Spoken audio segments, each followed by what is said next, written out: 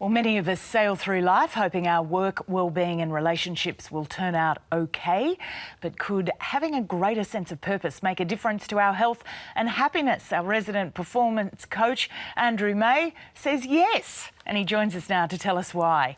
Andrew. Good morning. You're going to bring the guilt trip on us all. I think the last time you were on the couch, you had me going off to a psychologist by the end of the day. Oh, I've been inspired by your 5K run, so you're doing very well. Thanks. Yeah. I was just talking to Kerry in makeup, and she said it's one of those things you don't say to someone, hey, Lisa, hey, Michael, so tell me, what's your purpose? Or if someone does ask that, you're like okay, I'm going to detour, I'll get back to you. But in looking at this over the last few years, especially in my corporate work, a lot of people don't have a purpose, and if we get stuck on money without fulfilment, that can mean, success in the Western definition, money, power, kudos, but no real connection. So purpose is important. I'm going to throw to you two. Have you thought about this? Ladies first. I guess nice decoy. No, that's okay, because my purpose at the moment would be work and to do well at work. But I can imagine that purpose changes throughout your lifetime. But, Michael, what about you? Do you have a purpose? Oh, and it sounds very cliched, I guess, but to have a happy life, as happy a life as possible. It's very ill-defined, but it doesn't really change. I find when I ask most people in a corporate group, they get stuck on their company's purpose, which is something to package content for Australians or to improve the financial health. And then I say, what's yours? And they go, oh, I'm not sure. But we know the research around this, it's really conclusive that purpose helps you live longer. Purpose helps you make more money, and purpose makes you happier with more meaning. So we've got some grabs here. They did a study at Cornell University, 6,000 people. So that's a big study. And they came back 15 years later, and those people that had a clearly defined purpose around happiness and health and making a difference lived longer. So if our ABC viewers want to live longer, spend some time on purpose. But but just saying you want to be happier, well, everyone would like to be happier. How do you turn that into something that is actually a concrete purpose? Well, that's a good journalistic question, isn't it? Good, I've got a bit more content than just saying be happier. There's a well-known expert in this area called Simon Sinek, who sold millions of books called The Why, or The Reason of Why.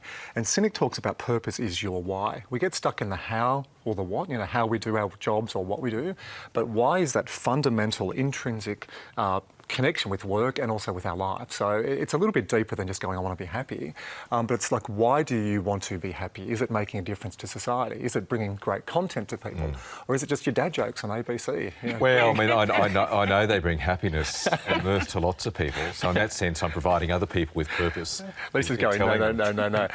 But it's not only about living longer. It's also about just having more connection with other people and meaning. And this makes sense. If you've got a clearly defined purpose and you're connected to your job, when you go through the ups and the downs, you bounce back, you're more resilient, and you make more money.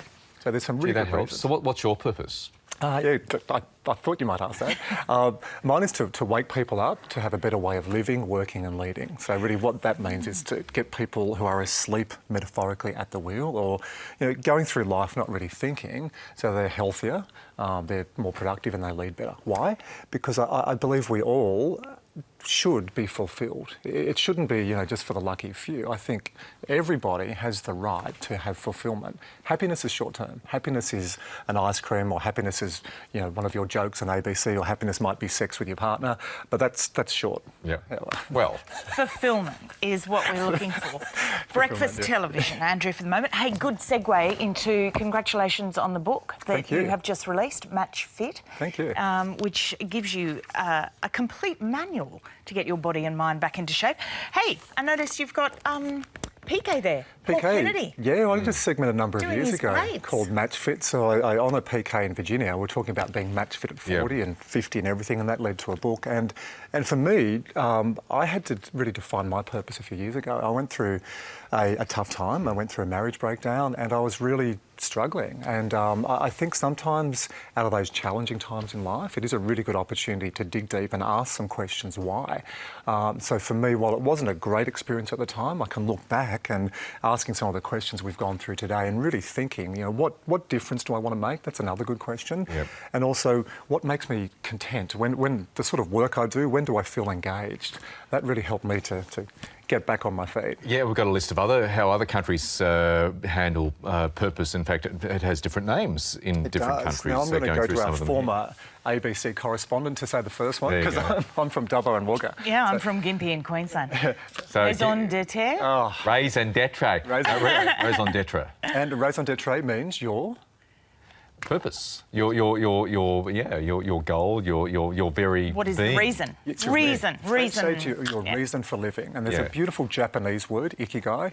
And we read about the Okinawans, who are one of those tribes in the world, the blue zones, who live to 100 plus.